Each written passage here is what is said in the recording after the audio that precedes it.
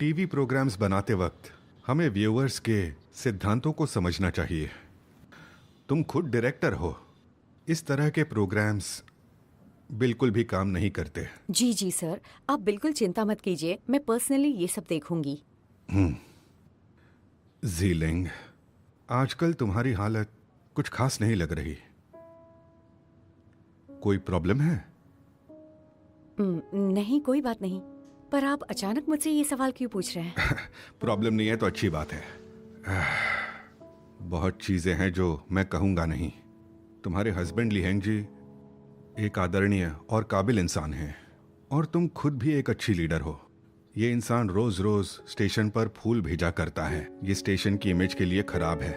ये दोबारा नहीं होना चाहिए।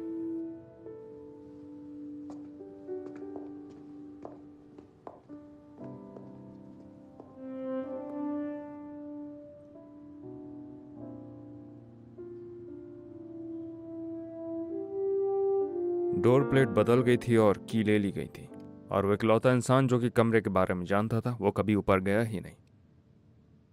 इन चीज़ों को जोड़े तो तुम्हें इसमें कुछ अजीब नजर आता है। ये कोई इत्तेफाक नहीं था। हम दोनों पार्टीज की लड़ाई को सुलझाने में इतने व्यस्त हो गए थे, इस चीज़ के बारे में तो हम भूल गए थे कि इंपॉर्टेंट सोर्स क्या था। मुझे लगता है कोई बात है जो हमें नहीं पता। तो तुम्हें भी लगता है कि इस केस में कुछ तो गड़बड़ जरूर है? ले हुए? सही कहा, मैं भी यही सोच रहा था। उसी ने तो घर खरीदा था और इसके साथ ही रेनोवेट भी कराया था, मगर ये सब तो सिर्फ ऊपर ऊपर से है। वह हमें दिखाना चाहता है कि उसे इस केस से कोई भी फर्क नहीं पड़ता। नहीं, मुझे लगता है इससे कुछ ज्यादा है। इस वक्त वो एक ऑडियंस की तरह सब कुछ देख रहा है और मजे ले रहा है। घर पूरी तरह से 2 महीने में रेनोवेट हुआ था, मगर क्या वो सच में ऊपर नहीं गया? उसे देखकर तो लग रहा था उसे कोई परवाह ही नहीं है।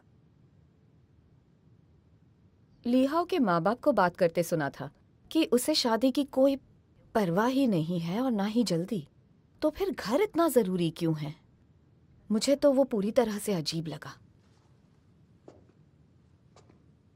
तुम्हें अभी भी याद है कि हम रूम को देखने ऊपर कब गए थे, जब तुम वहां पर मुझे अकेला छोड़ के चली आई थी?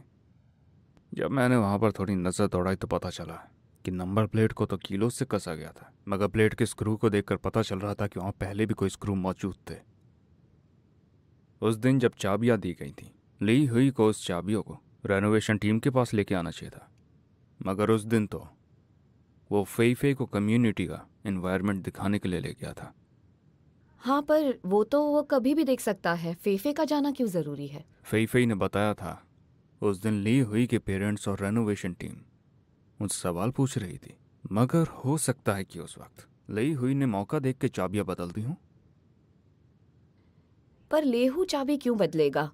उसको इससे क्या फायदा होने वाला है? मैं बस सोच रहा हूं, उनके लिए आसान रास्ता होता कि उन्हें प्रोग्राम में जाने दिया जाए। एक आम इंसान प्रोग्राम में गया और उसे वहां पर कई सारी मशीनें नजर आई, एक इनविटेशन जहां पर वो नर्वस होता, सारी पब्लिक के सामने, जहां पर उसे आना ही पड़ेगा। मुझे यहाँ मिलने बुलाया उससे पहले तुम ये ऑलरेडी जानते थे। तुम मेरी पार्टनर हो, तुम्हें जरूरी बातें पता होनी चाहिए।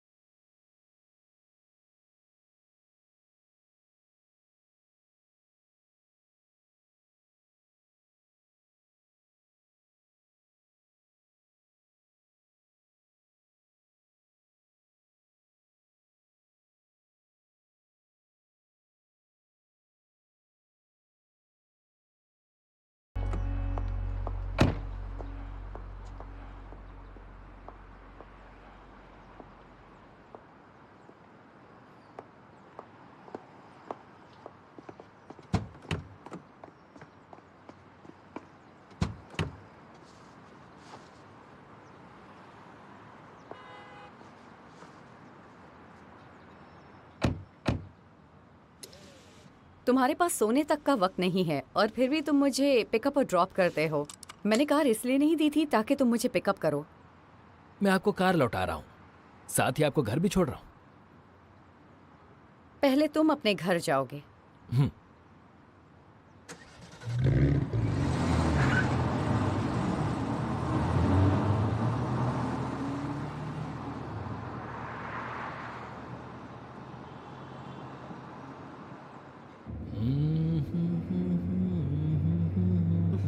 आज तुम्हारा मूड खराब नहीं है। पिछली रात मैंने इस कार में 4 घंटे की काफी अच्छी नींद ली, अच्छे से रेस्ट किया और मेरी कंडीशन काफी अच्छी है। कई प्रॉब्लम्स ठीक किए जो टीम को परेशान कर रही थी।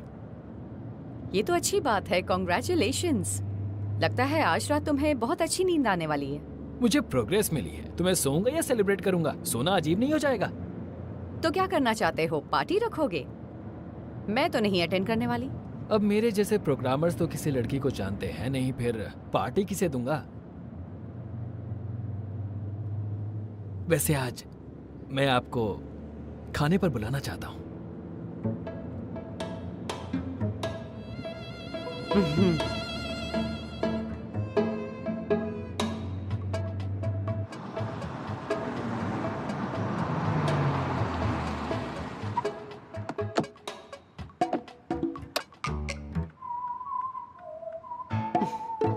जुयांग, मैं कुछ बातें साफ साफ कह देती हूँ। तुम अपनी सिचुएशन मुझे पहले ही बता चुके हो, अब मैं तुम्हें अपनी बताने वाली हूँ। चाहे तुम कुछ भी कर लो, लेकिन हम दोनों का मिलना लगभग नामुमकिन है, समझ गए ना?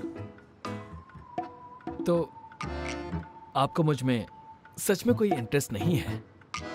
मैं तुम्हें पसंद करती हूँ, लेकिन उस तरीके से नहीं जैसा तुम चाहते हो।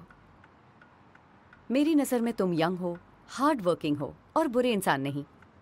इसलिए मैं तुम्हारी हेल्प करने की कोशिश करूंगी ताकि तुम सक्सेसफुल बनो। पर क्यों? एज गैप ज्यादा है या फिर ये कि समाज क्या कहेगा? मुझे इनसे फर्क नहीं पड़ता। मुझे भी इन चीजों से ज्यादा फर्क नहीं पड़ता है जुयांग,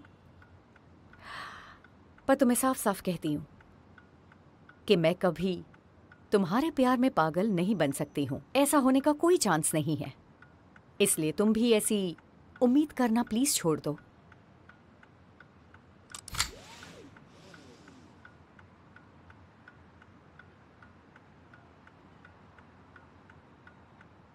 ठीक है, समझ गया। आपकी इज्जत करता हूं। Good, I am sorry. तुम अभी छोटे हो, तुम्हारे सामने जिंदगी बाकी है और इसका सफर बहुत लंबा है। तुम जरूर किसी से मिलोगे जो तुमसे प्यार करेगी। वैसे अच्छा इंसान बनने की जरूरत नहीं है, ये थोड़ा ज्यादा ही गलत हो जाएगा। अरे, तुम्हें घर तक तो छोड़ दूं? नहीं, ठीक है, मुझे जाकर अपने घाव का खुद से इलाज करना है। वैसे क्या एक और फेवर मांग सकता हूँ? हाँ, कहो ना। कल एक कैपिटल कॉन्फ्रेंस होने वाली है, उसमें अपनी कंपनी का प्रोजेक्ट इंट्रोड्यूस करने वाला हूँ। नर्वस हूँ और नहीं जानता कि इतने लोगों के बीच कैसे बात करनी चाहिए। अगर हो सके तो मेरे सपोर्ट के लिए मेरे साथ वहाँ रहिएगा। अगर आप वहाँ रहेंगी तो मैं अच्छा परफॉर्म कर सकता हूँ।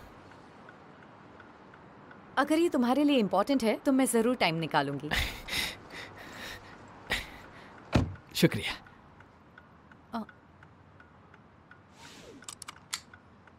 Let's go.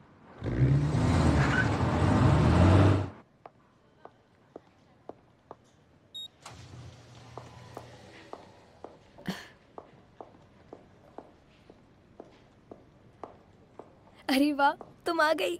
हाँ गई। अच्छा सुनो, यांगुआंग के साथ तुम्हारा क्या चल रहा है?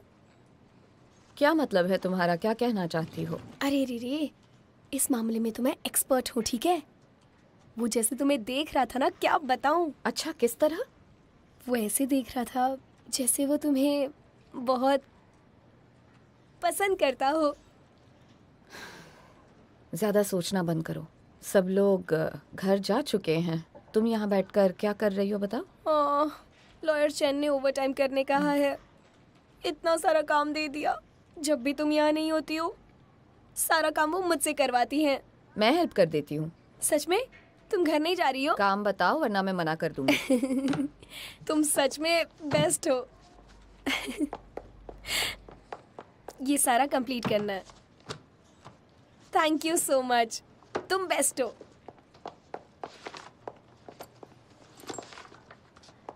Bye bye. Bye bye, see you tomorrow.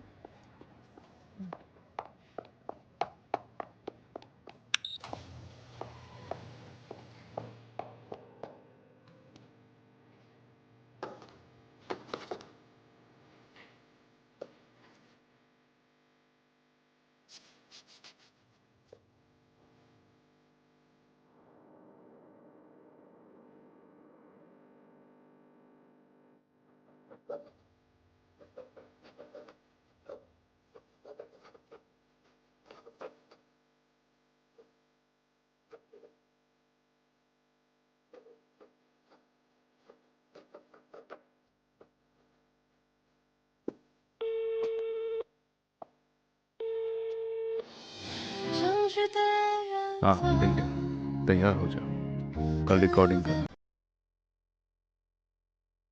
Lawyer लियाओ को भी बता देना तैयार हो गया है।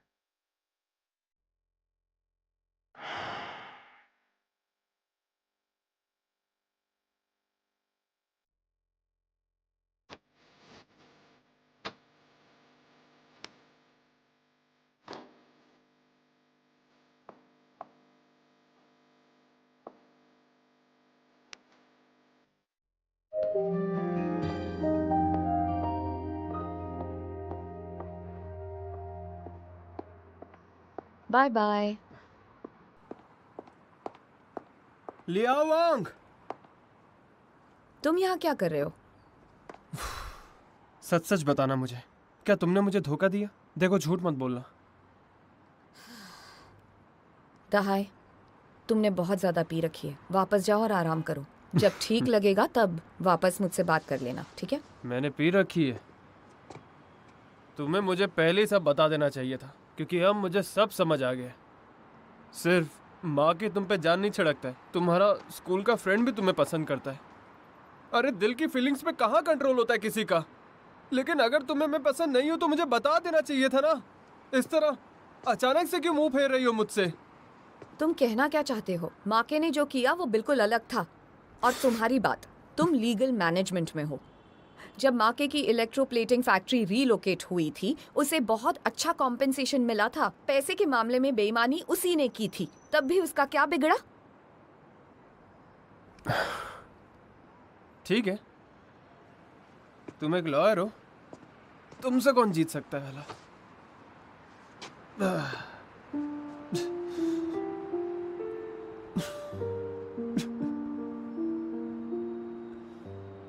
अपने बिजनेस को मैंने स्क्रैच से शुरू किया, जानती भी हो कितनी मेहनत के बाद मैं यहाँ पे पहुंचा हूँ। एक दिन भी आराम नहीं किया, पिछले 3 सालों से अपने घर तक नहीं गया। ये पैसा तुम लोगों को बेईमानी से मिला है। ये बात बिल्कुल सही नहीं है। हमारी सोसाइटी में लॉ नाम की चीज है। इलेक्ट्रोप्लेटिंग फैक्ट्री इस तरह से पैसे नहीं कमा सकती। ये बिल्कुल गलत है। पर तुम्हारे लिए ये सिर्फ एक केस है।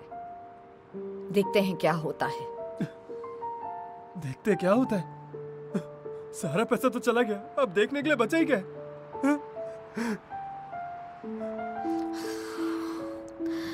इस वक्त तुम वापस जाओ।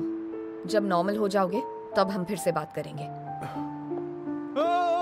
तुम इस तरह नहीं जा सकती। क्या कर रहे हैं आप? मैम आप ठीक तो है ना? हाँ? हाँ मैं ठीक हूँ। ये बस मेरा पुराना पुलिस को दोस्त है। बुला लूं? नहीं नहीं जरूरत नहीं है। मैं ठीक पर हूँ। आप हाँ मैं ठीक है ठीक हूँ। इसने जानबूझ के नहीं किया।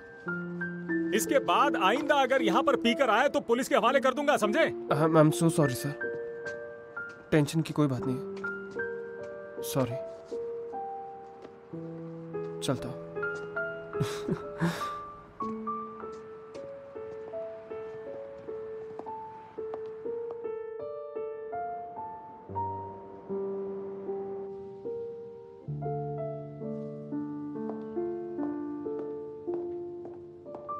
लॉयर लियाओ कहाँ है? वो बाजू वाले रूम में है। अरे बगल वाले रूम में जाकर देखो कि वहां पर मेकअप हुआ है कि नहीं। Okay sir.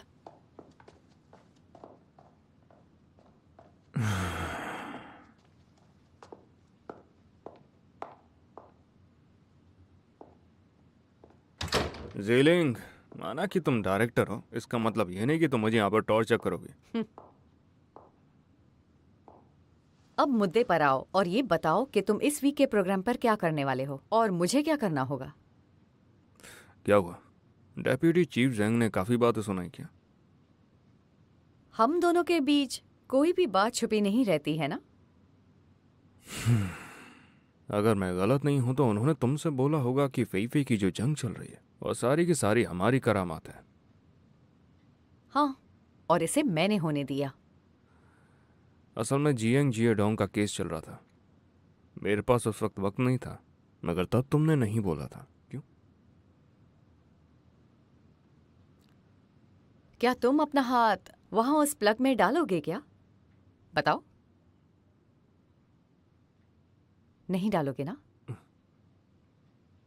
पर कुछ लोग ऐसे होते हैं जो उन्हें कितना भी मना करो फिर भी अपना हाथ वहां डालने की कोशिश करते रहते हैं, और एक दिन उन्हें बड़ा झटका लगता है, लेकिन वो हाथ डाले बगैर रह भी नहीं सकते हैं। वो बच्चे हैं, मैं नहीं करता। अगर बड़े लोग अपनी रिस्पॉन्सिबिलिटी नहीं लेते हैं तो वो बच्चे कहलाते हैं। लगता है आज तुम मेरी क्लास लगा रही हो। यांगवांग, तुम जानते हो स्पीक प्रॉपर्ली ऐसा प्रोग्राम है जो मैंने खास कर तुम्हारे लिए बनाया है, लेकिन शुरू से ही ये तुम्हें मुश्किल लग रहा है और मैं समझ नहीं पा रही कि तुम इस प्रोग्राम को सीरियसली क्यों नहीं लेते।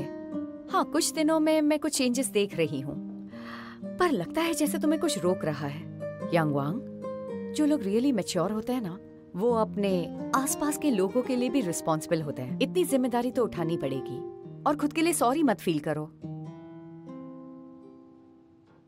मुझे नहीं पता तुम्हारे और लियाओ वांग के बीच में क्या हुआ, लेकिन अगर इसे सुलझा नहीं सकते तो मैं डायरेक्टर ग्वान से कह सकती हूँ कि उसकी जगह किसी मैच्योर लॉयर को यहाँ भेज दें। अरे नहीं, रहने दो, उससे बस थोड़ा और वक्त चाहिए। ठीक है, अगर तुम यही चाहते हो तो मैं शो को सुपरवाइज नहीं करने वाली हूँ, इसलिए ध्यान रहे।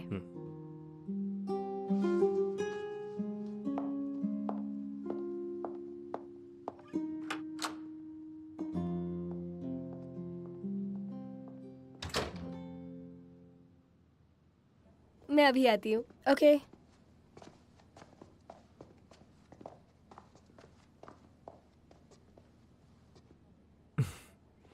मैं अभी आती हूँ। हाँ,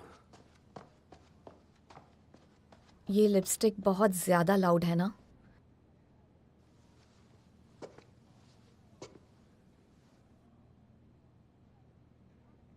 तुम पर सब अच्छी लगती है।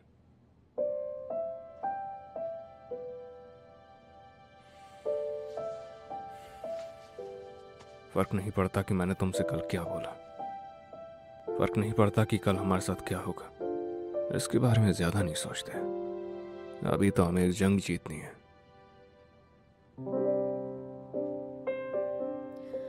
मैं पूरी कोशिश करूंगी। जब तुम्हारे साथ होता हूं ना, काफी ताकत आ जाती है।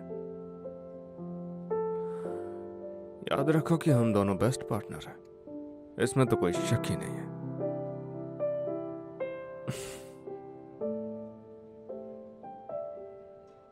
तुम तैयार हो? तो चलो, आ जाओ।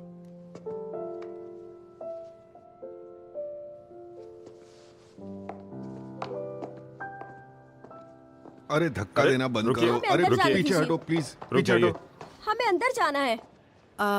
फिफी, हाँ, हम यहाँ मीडिएट करने आए थे आज। हाँ, तुमसे फाइट नहीं तो इतने सारे लोगों को लाने की क्या जरूरत थी? ये सब मेरे फैंस हैं और इन्हें डर है कि आप मेरे साथ कुछ गलत कर सकते हैं। प्रोग्राम आधे घंटे में शुरू होने वाला है, सब कुछ तैयार है, क्या तुम रेडी हो? अरे, मैंने अब तक मेकअप नहीं किया। हाँ, Sit down. रुकिए तो, मेरा मेकअप मैन कहाँ है? उस लड़की के अलावा वहाँ जितने लोग हैं हमें उनकी जरूरत नहीं है। जी मैम। मैम सुनिए, सिर्फ आप अंदर आ सकती हैं। अरे आइए। हमें भी चलना है। नहीं नहीं नहीं, मैंने हमें भी बोला ना। जाने दो।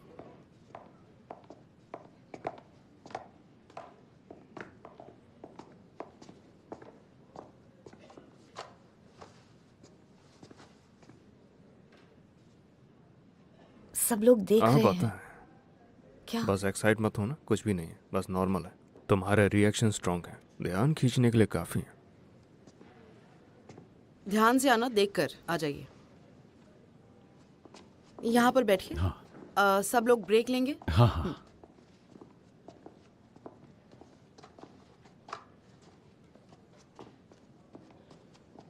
मॉम डैड मैं जा रहा हूँ, मुझे काम है। एक्सक्यूज मी मिस्टर ली, आप नहीं जा सकते, प्लीज बैठ जाइए। Thank you. मेरे पेरेंट्स तो है ना यहाँ पर, फिर मेरा क्या काम? मुझे पार्टिसिपेट नहीं करना।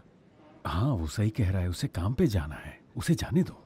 देखिए ऐसा है, हो सकता है कि आपके पेरेंट्स खुद को ठीक से एक्सप्रेस ना कर पाए, और अगर वो ऐसा नहीं कर पाए तो हमारे व्यूअर्स को ये केस समझ नहीं आएगा। इसलिए प्लीज कोऑपरेट कीजिए और बैठ जाइए। हाँ हाँ बैठ जाओ। लॉयली आओ बॉस, आप दोनों रेडी हैं? पहले सेगमेंट में ली हुई के पेरेंट्स से बात करेंगे। ओके। देखिए ऐसा है, सबसे पहले हम आपके साथ शूट करेंगे, ठीक है? पहले मैं जाऊँ ना? प्लीज अरेंजमेंट फॉलो कीजिए।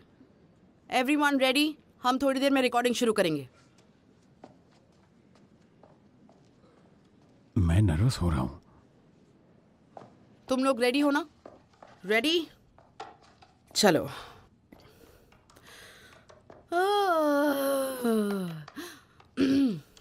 चलो रेडी?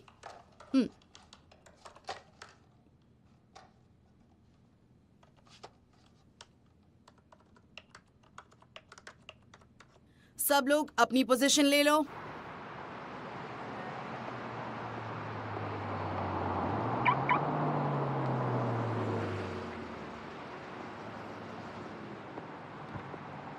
अरे मिस जिलिन, आप कहीं जा रही हैं क्या? हाँ, मुझे मीटिंग में जाना है। वो यांग वेंग इस वक्त अंदर शो रिकॉर्ड कर रहे हैं, और आपको तो पता है ना कि लास्ट टाइम जब आप हांगकांग गई थी तो क्या हुआ था, पूरा रायता फैल गया था। तुम्हें यांग वांग की इतनी फिक्र थी, मुझे पता नहीं था।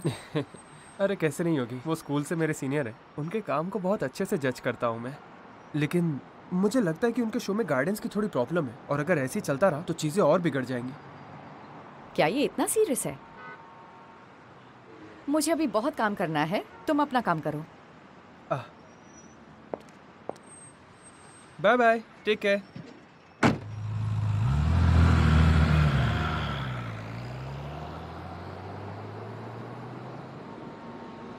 मिस्टर एंड मिसेस ली, आपका स्वागत है। हमने इस सालों काफ़ी बातें सुनी हैं। आपने शहर के स्वीट वाटर कम्युनिटी में हाल ही में एक घर भी खरीदा है।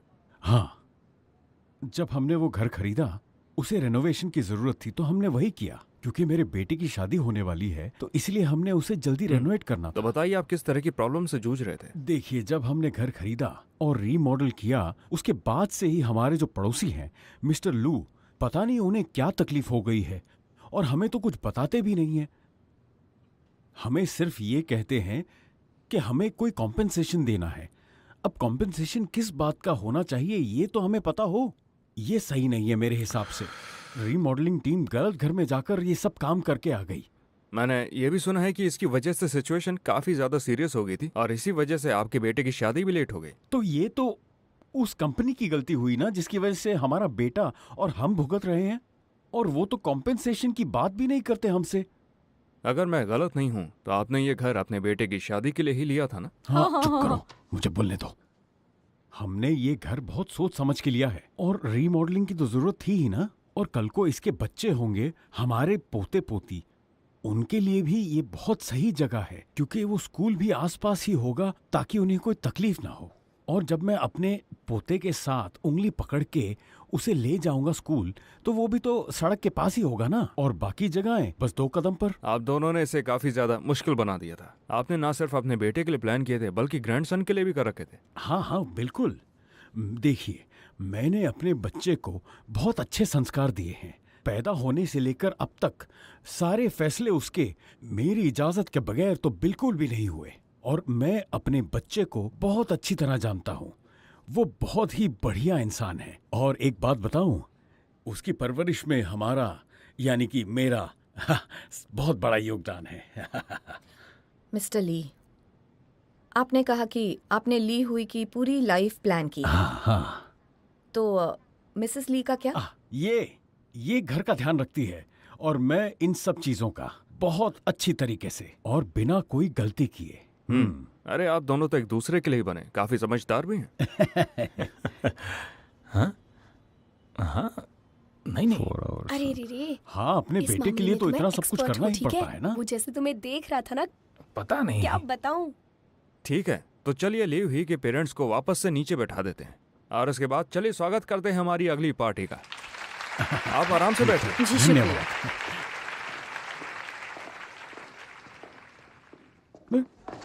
अरे ध्यान से देख के चलो, चला नहीं जाता क्या सीधा? बुढ़िया कहीं की, सबके सामने नाक कटवा दी। आप बड़े काबिल हैं बात करने में। अपने बेटे को बड़ा करने में सिर्फ आपका ही हाथ था क्या? तो कहूंगा नहीं क्या? पैसे कमा के मैं लाता हूँ। ठीक है, बातें बंद कीजिए। आपका पता नहीं मुझे एम्बैरेसिंग लग रहा है। सारे डिपार्टमेंट्स रुक जाइए, ब्रेक लेते हैं, ब्रेक लेते हैं। हाँ, पानी पी लो, बाथरूम चले जाओ, जो करना है करो। कोई जरूरत नहीं। क्या हुआ? ठीक नहीं लग रहा? हाँ, मैं ठीक हूँ। अगर तुम्हें कोई प्रॉब्लम है तो हम ब्रेक ले सकते हैं कुछ देर के लिए। कोई बात नहीं, शुरू करते हैं। रुकिए रुकिए, मेरी टर्न कब आएगी? जरा मेरा चेहरा देखो, इतनी लाइट्स के साथ सारा मेकअप खराब हो रहा है। प्लीज शांति से बैठ जाइए और अरेंजमेंट फॉलो कीजिए, मेकअप का टचअप हो जाएगा।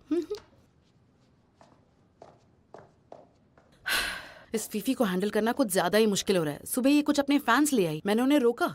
अच्छा, अगला सेगमेंट वो फीफी और डायरेक्टर जुओ का है। मुझे लगता है वो मैनेजमेंट कंपनी की धज्जियां उड़ा सकती है, तो आप लोगों को रेडी रहना होगा। लॉयर लिया हमारे साइड है।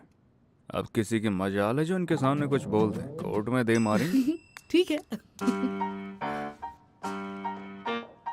अभी अभी तुमने जो कहा वो क्यों कहा?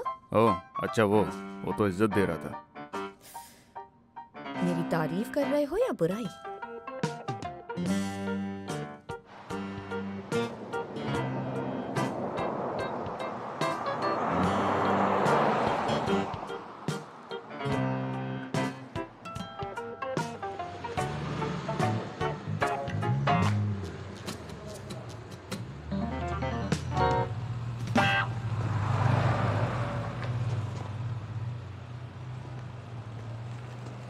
हाँ, आने दो आने दो, पीछे पीछे। हाँ, धीरे धीरे, बस बस बस बस बस।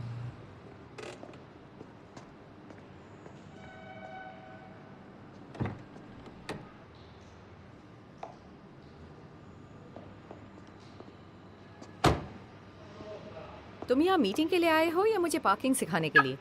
यहाँ बहुत सारे लोग आने वाले हैं ना, तो चिंता थी कि पार्किंग स्लॉट मिलेगा या नहीं, और ये जगह लिफ्ट के पास ही है। इतनी गहरी सोच। वैसे आज के तुम्हारे कपड़े इतने बुरे भी नहीं हैं। ये टाई तुम्हारी मॉम ने दी है क्या? वैसे टाई अच्छी है। एक दोस्त से लिया मैंने। ये पकड़ो, देखते हैं टाई कैसी बांधी है। बिजनेस स्टार्ट करोगे तो बहुत सारी सिचुएशंस फेस करनी पड़ेंगी। तुम्हें सूट्स और टाई दोनों चाहिए होंगी, और टाई ब्राइट होनी चाहिए, क्योंकि अगर तुम्हारी टाई ब्राइट कलर की होगी तो उससे तुम यंग और बहुत डायनामिक लगोगे। मिस जीलिंग,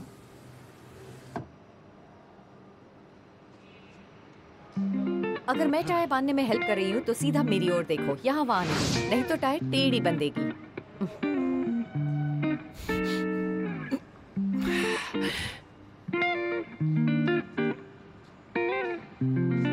अच्छा है, काफी हैंडसम लग रहे हो। लाओ मुझे दो। प्रेजेंटेशन अच्छे से देना।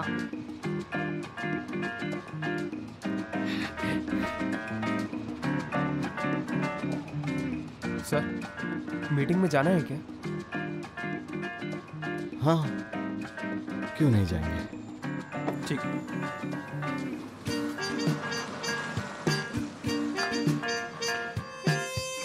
तो फई इसमें आपका मानना है कि आपकी इसमें कोई गलती नहीं थी, क्योंकि उन्होंने गलत हाउस रेनोवेट करा दिया। सही कहा। मैं कंपनी के सारे रेगुलेशंस फॉलो करती थी। मैंने अपनी जिम्मेदारियां भी निभाई और जॉब असाइनमेंट्स भी पूरे किए। मैंने कभी नहीं सोचा था कि मेरी कंपनी अपनी जिम्मेदारी नहीं निभाएगी, क्योंकि मैं वहाँ नई हूँ और एक लड़की हूँ, इसीलिए मेरा फायदा उठाया गया। मेरे साथ नाइंसाफी हुई है। तो फिर चलिए हम इससे शुरू नहीं करेंगे कि यहाँ पर गलती किसकी थी। मैं लॉयर लियाओ से पूछना चाहता हूँ, कंपनी यहाँ पर उनके एम्प्लॉय से मुआवजा मांग रही है, तो उसके बारे में कानून क्या कहता है?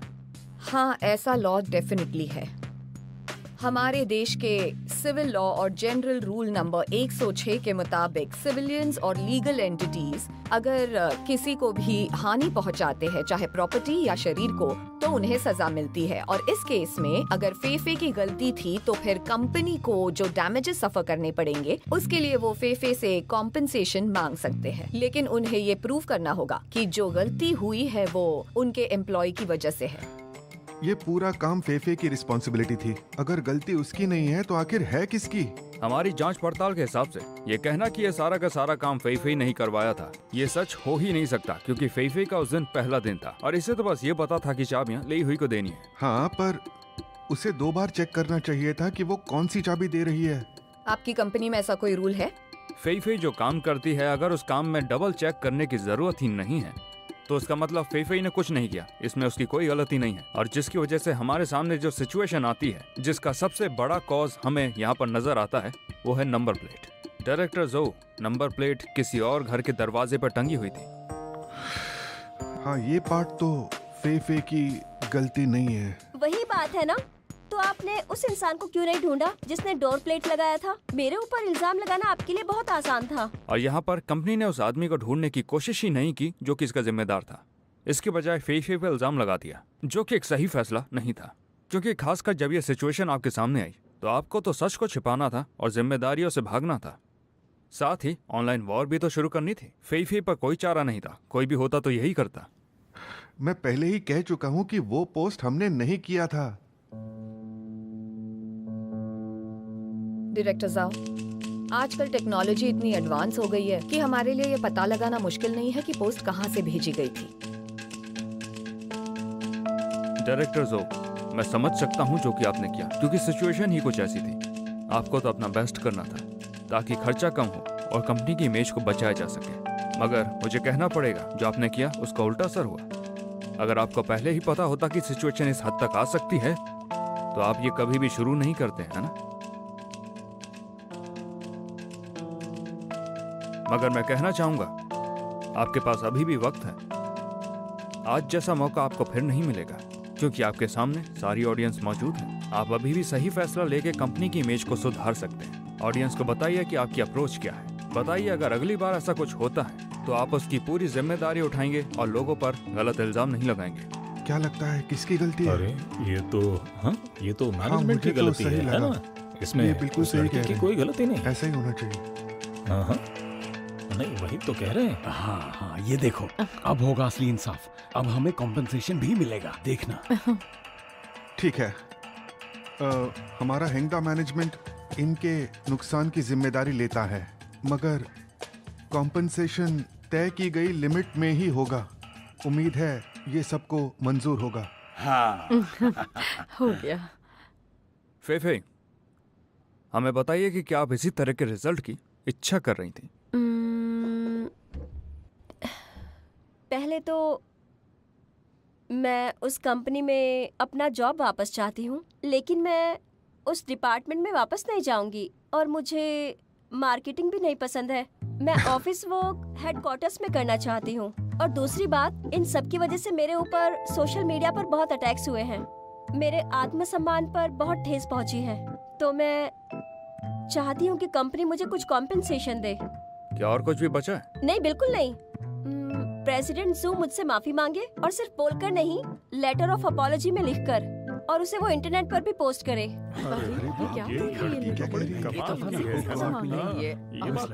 लड़की की हिम्मत तो देखो। उसने अच्छा, तो मैं लॉयर लियाओ से पूछूंगा, फेफे की जो एक कंडीशन है, क्या वो उसकी हकदार है? जो कंडीशंस तुमने रखी है उस पे कुछ सवाल हैं, खासकर कॉम्पेंसेशन फॉर इमोशनल लॉसेस पर। इसकी कीमत कैसे लगाएंगे? आप लोग कह रहे हैं मैं कंपनी को ब्लैकमेल कर रही हूँ, पर यहाँ सब जानते हैं कि इस पूरे झमेले में असली विक्टिम तो मैं ही बनी हूँ। फेफे, कहीं तुम्हें ये तो नहीं लग रहा कि तुम्हारी यहाँ पर कोई गलती नहीं थी? हाँ बिल्कुल, मैंने बस कंपनी के रेगुलेशंस फॉलो किए। फेफे, प्रॉपर्टी मैनेजमेंट के एम्प्लॉयज की सबसे जरूरी रिस्पॉन्सिबिलिटी है कि वो रेनोवेशंस को सुपरवाइज करें, है ना? हाँ, मैंने किया था। तो फिर 2 महीने के रेनोवेशंस के दौरान तुम्हें कैसे नहीं पता चला? इतने सारे घर थे, भला मुझे कैसे पता होगा कि कौन सा घर किसका है? तुम्हें याद नहीं रहना चाहिए था कि कौन सा घर कहाँ पे है? वैसे ली फैमिली की बालकनी 5 सेंटीमीटर ज्यादा बाहर थी, जो रियल एस्टेट के स्टैंडर्ड्स के हिसाब से बहुत ज्यादा है। ये एक ऐसा प्रॉपर्टी स्टैंडर्ड है जिसे इग्नोर नहीं कर सकते, पर फिर भी उसे तोड़ा गया। तुमने ये कैसे नोटिस नहीं किया?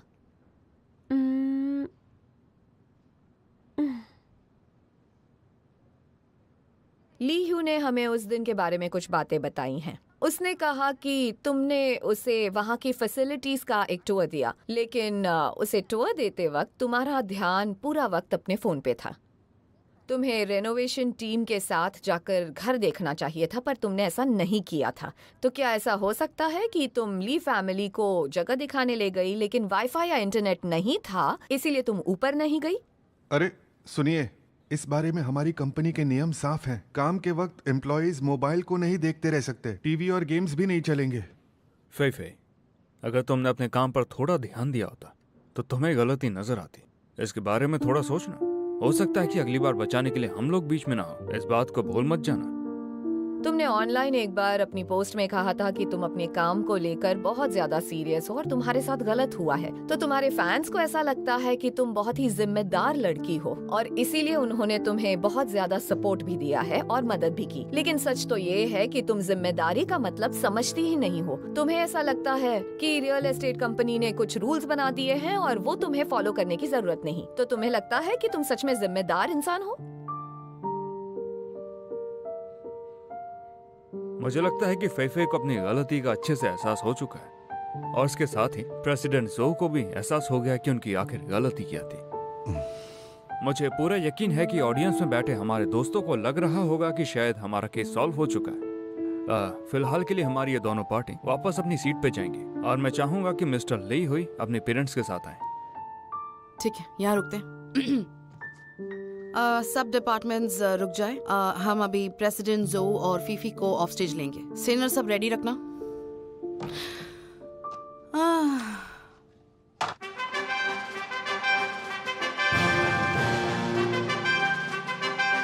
आइए सर। Hello sir. यहाँ बैठ जाइए।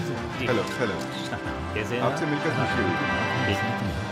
हेलो, अच्छा, हम शायद पहले मिल चुके हैं। हाँ, बात हो जाएगी। कैसा हेलो हेलो, अच्छा लगता है। कैसे हैं? हाँ, तुम भी कर लो। मिस्टर शू, अरे इसका मुझे पूरा यकीन है। आइए सर। वो देखो कौन आए हैं। कहता था ना तुमसे। ऑर्गेनाइजर्स की प्लानिंग अच्छी है। मुझे एकदम बीच में बिठाया है। वो क्या कहते हैं उसे, सेंटर पोजीशन। तुमने ऑनलाइन जाना सीख लिया है और सेंटर पोजीशन लेना भी। तुम मुझसे ऐसे नजरें नहीं चुरा सकते। आज का इवेंट तो तुम्हारे लिए भी बहुत इंपॉर्टेंट है। अपनी वाइफ को भी यहाँ ले आए, लेकिन जानबूझकर उसके साथ बैठ नहीं रहे। ये कैसा खेल खेल रहे हो?